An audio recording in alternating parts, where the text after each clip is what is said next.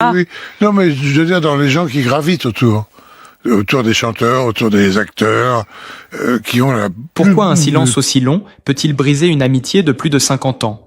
Et surtout, qu'est-il réellement arrivé à Jacques Dutronc pour qu'Eddie Mitchell n'ose plus cacher son inquiétude? La voix se fait grave, le cadre se resserre. Depuis 3 semaines, plus un seul appel, plus un seul signe, alors qu'ils se parlaient chaque semaine. Un vide soudain, presque anormal, qui fait trembler ceux qui connaissent Jacques Dutronc, retiré en Corse avec ses chats. Aujourd'hui, pour la première fois, Eddie Mitchell brise ce silence. Et ses mots sonnent comme une alerte que personne n'avait vu venir. Mais comment en est-on arrivé là, quand on se souvient que l'infatigable Eddie Mitchell, icône du rock français et crooner respecté, dominait autrefois la scène avec une assurance presque légendaire? Mais derrière l'assurance du crooner, derrière cette silhouette familière des scènes parisiennes, une question continue de hanter l'esprit du public. Comment un homme tel qu'Eddie Mitchell, si fidèle, si constant, peut-il se retrouver soudain sans nouvelles de l'ami qui partageait avec lui l'un des plus beaux chapitres de la chanson française? Ce silence, lourd comme une porte qu'on referme trop vite, dit quelque chose de plus profond qu'une simple absence. Il laisse deviner une inquiétude qu'Eddie ne montre presque jamais. Une brèche dans l'armure de celui qui a toujours su rester discret, digne, presque pudique dans ses émotions. Et pourtant, cette fois-ci, quelque chose s'est fissuré. Car lorsqu'il évoque Jacques Dutronc, ce n'est pas seulement un confrère qu'il mentionne, mais un ami intime, un compagnon de route, presque un frère d'âme. Ce lien-là, forgé dans les studios enfumés, dans les coulisses vibrantes de l'Olympia, dans les éclats de rire des vieilles canailles, n'est pas un lien que le temps abîme facilement. Ils avaient traversé tant d'époques ensemble, tant de renaissances, tant de tempêtes artistiques. Et voilà que, sans prévenir, l'un des piliers de ce triangle légendaire semble s'éloigner dans une zone d'ombre où même les appels hebdomadaires ne trouvent plus d'écho. Eddie Mitchell a raconté cette absence presque à contre-cœur, comme si chaque mot lui coûtait. Lorsqu'il a confié aux Parisiens qu'il n'avait pas de nouvelles depuis 3 semaines, sa voix, d'habitude stable, a eu un léger flottement. 3 semaines, pour la plupart d'entre nous, ce n'est rien. Pour 2 hommes qui se parlent toutes les semaines depuis des années, c'est une rupture, un signal, une cassure discrète mais réelle. Et alors, une autre question s'impose. Qu'a-t-il ressenti Eddie la première fois qu'il a compris que Jacques ne répondait pas? De la surprise? De la gêne?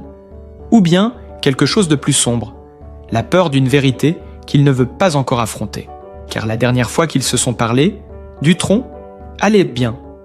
Eddie l'a répété, comme pour se rassurer lui-même. Une phrase simple, mais qui trahit une autre inquiétude, celle de savoir si « allait bien » veut réellement dire quelque chose lorsqu'on parle d'un homme de 82 ans, retiré en Corse, isolé dans une maison où seuls ses chats semblent encore témoigner du rythme des jours. Entre les lignes, on sent poindre l'image d'un artiste solitaire, cachant peut-être plus qu'il ne dit, comme tant de géants qui préfèrent disparaître un temps plutôt que montrer la fragilité que la scène ne pardonne jamais. Et c'est peut-être là que réside la véritable blessure d'Eddie Mitchell. Cette incapacité à protéger un ami qu'il aurait voulu croire invincible. Lui qui a vu partir Johnny, lui qui a déjà connu la morsure du deuil, sait mieux que personne que l'équilibre des vieilles canailles tient désormais à un fil. Une amitié comme la leur, construite sur des décennies, porte aussi le poids de la peur, celle de voir l'autre décliner en silence, sans jamais avoir eu le temps de dire tout ce qu'il restait à dire. L'inquiétude d'Eddie n'est pas seulement celle d'un ami qui ne reçoit plus d'appels. C'est l'inquiétude d'un homme de 82 ans qui regarde autour de lui et comprend que le cercle se resserre, que les voix familières deviennent de plus en plus rares, que chaque absence peut cacher une vérité trop lourde à formuler. Son silence, lorsqu'il répond aux journalistes, n'est pas un simple refus de s'étendre. C'est le silence de quelqu'un qui redoute la réponse à une question qu'il n'a pas encore posée. Et si Jacques allait moins bien qu'il ne le disait? Et si 3 semaines de silence n'étaient pas un oubli, mais un signe? On imagine facilement la scène, Eddie Mitchell, en pleine préparation de la réédition d'Apochantes, Samigo, reçoit une question anodine, un simple « Et Jacques, comment va-t-il » Et soudain, toute la façade tombe. Ce n'est plus l'artiste sûr de lui qui répond, mais l'homme, avec ses doutes, ses cicatrices, ses souvenirs. Il pourrait éluder, plaisanter, détourner comme il l'a souvent fait. Mais cette fois, il ne peut pas. L'absence est trop longue, trop inhabituelle. Elle résonne dans sa vie comme une alarme qu'il n'a pas activée mais qu'il ne peut plus ignorer. Alors il dit la vérité, nu, presque désarmé. Pas de nouvelles depuis un petit moment. Et derrière ces mots, c'est toute une génération de spectateurs qui comprend. Quand un homme comme Eddie Mitchell commence à s'inquiéter, c'est qu'il se passe quelque chose. Le public le sent. Les fidèles des vieilles canailles le sentent. Même ceux qui ne connaissent Jacques Dutronc qu'à travers ses chansons sentent que quelque chose cloche, quelque chose que l'on ne dit pas encore, mais qui plane au-dessus de cette amitié comme une ombre discrète. Ce silence inhabituel ouvre la porte à 1000 interrogations. Jacques a-t-il choisi de s'isoler ? Traverse-t-il une période fragile qu'il préfère garder pour lui ? Ou bien, son état de santé est-il plus préoccupant qu'on ne le pensait ? Eddie, fidèle à sa pudeur, ne dit rien de plus. Mais son regard, sa retenue, le choix même de ses mots suffisent à laisser deviner l'existence d'une vérité plus profonde, peut-être douloureuse, peut-être impossible à prononcer tant qu'elle n'est pas confirmée. C'est cette inquiétude-là, silencieuse et sincère, qui bouleverse, car elle révèle quelque chose de rare. Même les hommes les plus solides, les plus expérimentés, portent en eux des zones de fragilité qu'ils préfèrent cacher. Et aujourd'hui, c'est justement cette fragilité d'Eddie, cette fissure inattendue, qui attire l'attention. Comme si, en perdant momentanément le contact avec Jacques, il réveillait en lui une peur ancienne, celle de voir disparaître les uns après les autres, les piliers qui ont façonné sa vie d'artiste et d'homme. Le mystère s'épaissit, et une tension presque cinématographique enveloppe leurs deux noms. Un silence de 3 semaines qui sonne comme une énigme, une inquiétude que personne ne peut balayer d'un revers de main. Et cette question, toujours là, obsédante, suspendue comme une note qui ne se résout pas. Que se passe-t-il réellement derrière les portes fermées de la maison de Jacques Dutronc en Corse ? Et pourquoi Eddie Mitchell redoute-t-il autant ce silence ? Et c'est justement en replongeant dans leurs souvenirs communs que l'on comprend mieux l'inquiétude qui pèse aujourd'hui sur Eddie Mitchell. Car entre lui et Jacques Dutronc, il n'y a jamais eu une amitié de façade ou une relation simplement professionnelle. Leur complicité est née sur scène, dans la lumière brûlante des projecteurs, mais aussi dans l'ombre des coulisses, là où les vérités se dévoilent sans artifice. Et lorsqu'on évoque les vieilles canailles, cette tournée mythique de 2014 devenue presque légendaire avec le temps, on retrouve le cœur vibrant de cette relation. Un mélange de fraternité, d'humour, de fragilité et d'admiration mutuelle. Alors, comment ne pas percevoir la profondeur de ce lien lorsque l'on se souvient des mots, parfois francs, parfois tendres, que Eddie Mitchell a déjà prononcés sur Jacques, quand il raconte, presque avec un sourire, mais un sourire chargé de nostalgie, que pendant cette tournée, Jacques dormait souvent. On sent surtout l'affection derrière la pique. Ce n'était pas un reproche. C'était une manière de dire « on le connaît, on l'aime comme ça », avec ses silences, ses absences, ses moments où il décroche. Mais derrière l'anecdote, il y avait aussi un sous-texte que peu ont relevé à l'époque. Jacques se fatiguait vite, plus vite que les autres, et il fallait parfois le booster. À l'époque, personne n'y prêtait vraiment attention. L'énergie de Johnny Hallyday captivait la scène, son combat contre la maladie étreignait les coulisses, et les regards se concentraient surtout sur lui. À côté, Jacques semblait juste Jacques, discret, flegmatique, presque lunaire. Pourtant, Eddie Mitchell, lui, avait remarqué ce léger déclin, cette façon qu'avait Dutronc de s'effacer par moments, de lutter avec une fatigue qui n'avait rien d'un simple caprice. C'est peut-être pour cela qu'aujourd'hui, ce silence de 3 semaines résonne différemment à ses oreilles. Peut-être y voit-il un écho de ces soirs de tournée où il fallait tendre la main à Jacques pour qu'il se raccroche au spectacle. À travers ses confidences récentes, on entend une vérité subtile, un peu crue. Eddie Mitchell a toujours été le pilier, celui qui soutient, celui qui veille. Pendant les vieilles canailles, il s'est retrouvé à porter 2 amis à la fois. Johnny, dont il savait qu'il ne pouvait rien attendre sinon son courage. Et Jacques, dont il devinait déjà une fragilité que l'artiste cachait derrière un humour pince sans rire. Ce rôle de protecteur involontaire, il ne l'a jamais revendiqué, mais il l'a assumé. Et quand il confie aujourd'hui qu'il attend impatiemment des nouvelles Oppo, de Jacques, on comprend que la place vide laissée par ce silence est bien plus qu'un simple détail dans son quotidien. Cette tournée de 2014, qui aurait pu n'être qu'un hommage grandiose à 3 monuments de la chanson française, est devenue pour Eddie un chapitre intime, presque initiatique. Une période où l'amitié est devenue un engagement, où la scène s'est transformée en miroir de leur vulnérabilité. Johnny se battait contre un ennemi invisible. Jacques combattait une fatigue sourde, difficile à nommer. Et Eddie, lui, faisait ce qu'il a toujours fait, tenir bon, avancer, protéger, plaisanter pour alléger les tensions, chanter pour maintenir le souffle collectif. Alors aujourd'hui, lorsqu'il repense à ces moments, il ne peut pas s'empêcher de sentir un pincement. Pas seulement parce que Johnny n'est plus là pour compléter le trio, mais parce qu'il ressent au fond de lui que Jacques s'éloigne peut-être lui aussi, doucement, silencieusement, comme s'il glissait sur cette même ligne fragile que tant d'artistes redoutent d'approcher. À Corse, entouré de ses chats, loin de la frénésie parisienne qui les a forgés, Dutronc peut donner l'impression de contrôler son rythme, de choisir sa solitude.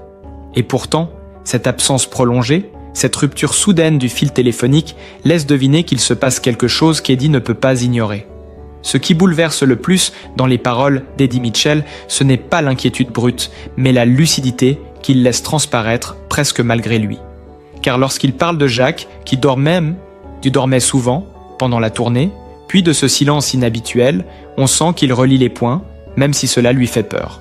Comme s'il comprenait que ce qui n'était autrefois qu'une anecdote amusante pouvait devenir aujourd'hui un signe avant-coureur, la trace d'un affaiblissement progressif, d'un vieillissement que Jacques, pudique, préfère garder pour lui. Et c'est là que la tension monte, presque imperceptible mais réelle, comme dans un film où la lumière commence lentement à changer. Car on devine qu'Eddie Mitchell n'est pas seulement inquiet pour son ami, il est aussi confronté à une vérité intime, presque douloureuse. L'époque des vieilles canailles paie derrière eux.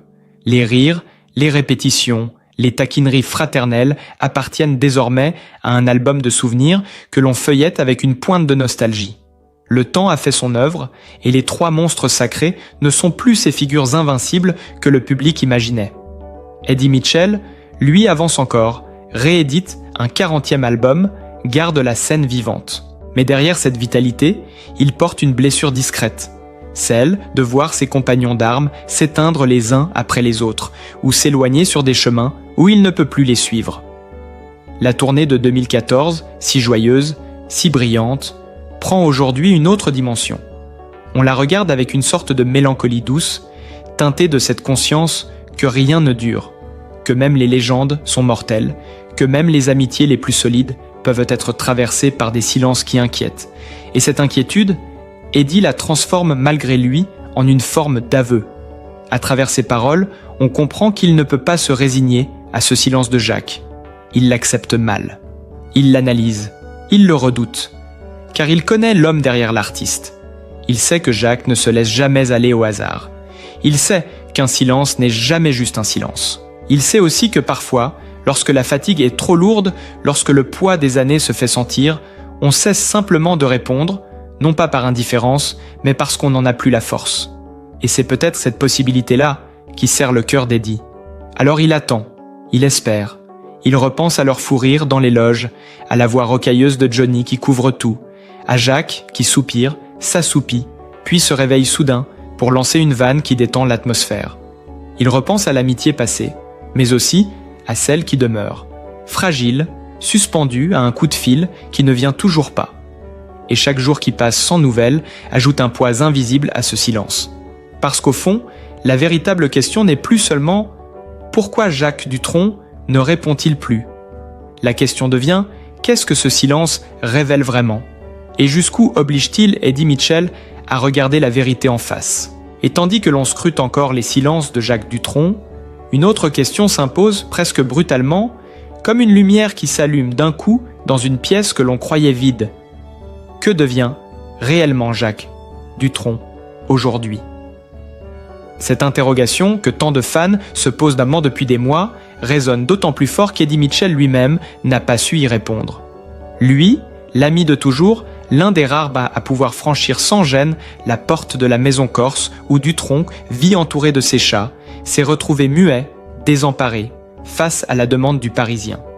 Et cette incapacité à donner la moindre nouvelle a agi comme une secousse, un rappel cruel du passage du temps et de la fragilité des légendes vivantes. Car si l'on remonte seulement de quelques mois, on se souvient que la situation s'est inversée. Ce n'était pas Jacques, mais Eddy, qui disparaissait du paysage médiatique. Après l'annulation de plusieurs dates de tournée, le chanteur de 83 ans s'était retiré, épuisé, terrassé par 2 pneumonies successives et une rechute imprévue. À cette époque, c'est Jacques Dutronc qui prenait des nouvelles, c'est Jacques qui s'inquiétait, qui envoyait des messages laconiques mais chaleureux, comme il sait le faire, d'une voix bourrue mais sincère. Aujourd'hui, c'est Eddy qui se retrouve face à un vide abrupt, un renversement de rôle qui le déstabilise davantage qu'il ne l'avoue. Lorsque Eddy Mitchell raconte dans Sur la presse son année chaotique, on touche du doigt ce que l'amitié entre ces 2 hommes représente. « Je me remets de mes petits mots malheurs », dit-il avec l'humour noir qu'on lui connaît. 2 pneumonies en 1 an, une rechute en mars, une erreur de diagnostic, une opération du nez, un passage aux urgences à Gassin, une hospitalisation à Marseille, puis une chute à Paris qui lui fracture le bras droit. On dirait presque une liste écrite par le destin pour éprouver sa résistance. Et pourtant, il ne s'en plaint même pas vraiment. Il constate, il traverse, il raconte. Comme si chaque épreuve était une simple étape, presque attendue, dans cette longue route qu'est la vie d'artiste vieillissant. Mais ce qui frappe, ce n'est pas tant l'accumulation des malheurs que la manière dont il les reçoit. C'est pas mon année, j'ai hâte que 2025 s'arrête. Une phrase simple, sans pathos, mais qui révèle la fatigue profonde d'un homme qui commence à accepter que son corps n'est plus l'allié qu'il a longtemps été. Et derrière cette fatigue, on devine une autre réalité. La peur de voir ceux qu'il aime s'éloigner, disparaître ou sombrer dans des difficultés qu'il ne peut plus partager. Cette peur, il ne l'avoue jamais. Elle transparaît seulement lorsqu'il évoque Jacques. Car si Eddy Mitchell a réussi à surmonter ses propres épreuves, à revenir sur pied, à rééditer un 40e album, il ne parvient toujours pas à comprendre ce silence prolongé. Et ce silence réveille en lui quelque chose de plus intime, l'idée que la vie, même lorsqu'on croit la maîtriser, échappe soudain, dérape, nous oblige à regarder en face ce que l'on évite parfois depuis des années. La fragilité des autres, mais aussi la nôtre. Dans ce contexte, les ennuis de santé de Jacques Dutronc prennent une dimension nouvelle. L'artiste, installé entre la Corse et Saint-Tropez, a lui aussi traversé des épisodes difficiles. Une opération, une fatigue récurrente, un rythme de vie ralenti, des moments de retrait choisis mais peut-être aussi imposés. Dutronc n'a jamais été un homme expansif. Il a toujours cultivé une forme de distance, ironique, une pudeur presque sauvage. Mais lorsque cette distance se transforme en silence complet, ceux qui l'aiment s'inquiètent, à commencer par Eddy. Alors que devient Jacques Dutronc? La réponse officielle, on la connaît peu. Quelques apparitions, des mots rares, des interviews espacées, une vie tranquille, presque retirée, qui lui convient depuis longtemps. Mais pour Eddy, ce manque de nouvelles soulève autre chose. L'inquiétude qu'un homme de cet âge, après des fragilités déjà visibles à l'époque des vieilles canailles, puisse être confronté à des difficultés dont il ne parle plus. Un passage de la vie où l'on choisit parfois de se taire, non par négligence, mais parce qu'on n'a plus la force de rassurer. Et c'est là que le récit prend une dimension plus humaine, presque philosophique. Face à la maladie, Eddy Mitchell a appris la patience, la dépendance, la fragilité. Il a compris, dans la solitude de ses chambres d'hôpital, qu'il n'y a pas de héros dans la douleur, il n'y a que des hommes. Certains avancent, d'autres reculent, certains se taisent pour ne pas inquiéter les proches, d'autres parlent trop pour s'en convaincre eux-mêmes. Lui, de son côté, a gagné quelque chose dans cette année d'épreuve, une forme de lucidité apaisée, une capacité nouvelle à accepter l'incontrôlable. Et cette lucidité rend son inquiétude pour Jacques encore plus poignante. Car il sait désormais que chacun porte ses secrets de santé, ses failles, ses renoncements. Il sait aussi que la pudeur de Jacques pourrait l'amener à traverser seul un moment difficile. Alors, dans un souffle, entre 2 phrases prononcées aux Parisiens, on perçoit chez Eddy comme une forme de résignation douce, l'acceptation que l'amitié parfois doit composer avec les silences, que le lien, même invisible, subsiste malgré tout, que le temps, aussi cruel soit-il, ne détruit pas les histoires partagées.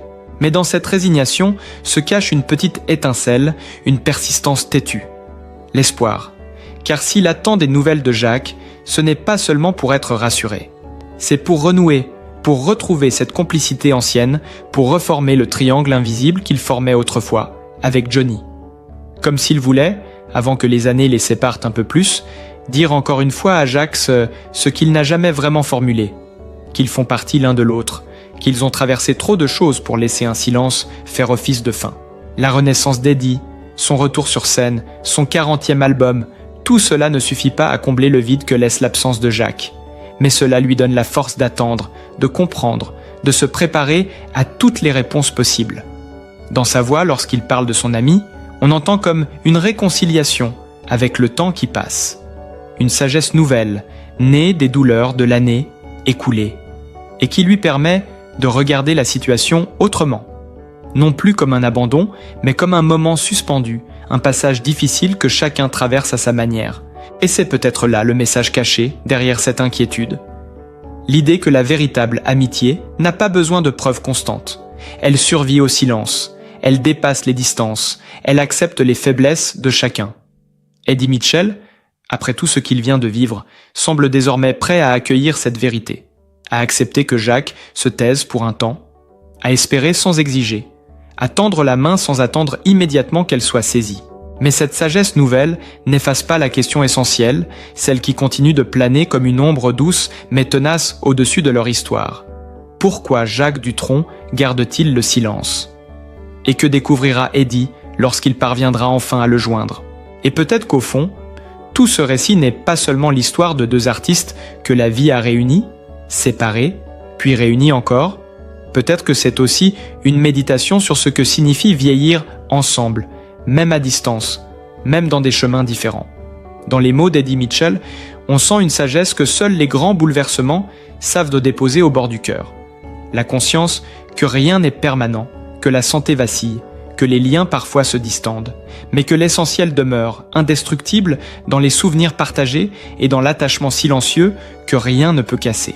Car si Jacques Dutronc s'est retiré, s'il a choisi le bruit du vent corse plutôt que celui des projecteurs, s'il se laisse envelopper par la solitude découpée par les ombres de ses chats, cela ne signifie pas qu'il renonce ou qu'il s'efface. Cela signifie peut-être simplement qu'il vit à son rythme, qu'il écoute son corps, qu'il se protège comme il a toujours su le faire, avec cette pudeur qui a façonné son mythe. Et Eddie, qui connaît mieux que personne ses zones d'ombre et ses refuges intérieurs, apprend à respecter ce silence, à l'envisager non comme une distance, mais comme une respiration, une parenthèse nécessaire, un passage. Dans cette perspective, leur amitié devient un fil souple, presque poétique, qui résiste aux années parce qu'elle ne dépend pas d'une présence quotidienne.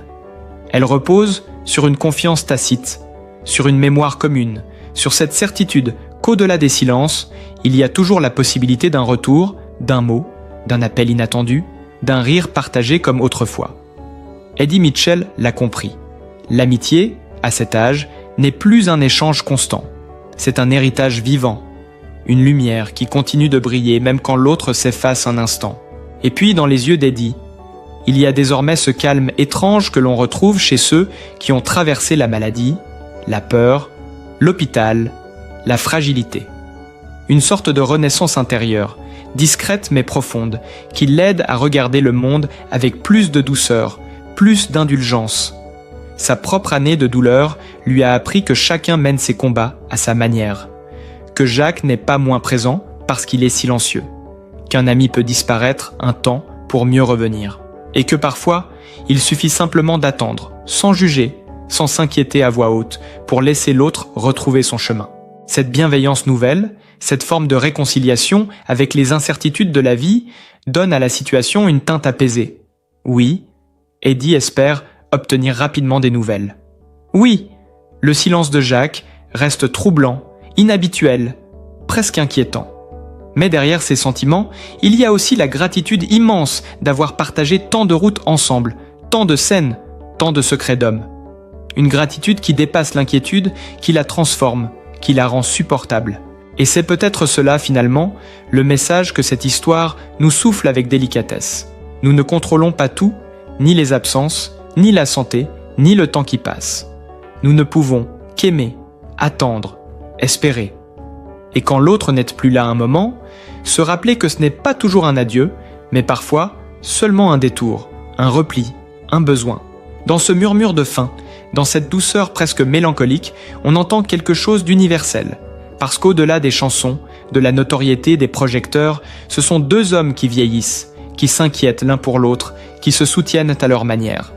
Deux hommes qui savent que la vie est un fil précieux et fragile, et que chaque lien compte. Alors si cette histoire vous touche, si elle vous rappelle quelqu'un que vous aimez, mais dont vous n'avez plus de nouvelles, si elle vous renvoie à vos propres inquiétudes, vos propres tendresses, n'hésitez pas à le partager. Laissez un commentaire, racontez ce que Jacques ou Eddie représentent pour vous, ce que leur musique a laissé dans votre vie. Abonnez-vous pour continuer à suivre ces récits humains, chargés de vérité, de nostalgie et de lumière. Et si vous avez aimé cette parenthèse, un simple like suffit pour soutenir notre travail et permettre à d'autres de découvrir ces histoires qui résonnent encore longtemps après que la voix se soit tue. Parce que finalement, derrière chaque silence, il y a souvent une vie qui continue et une amitié qui ne demande qu'à reprendre souffle.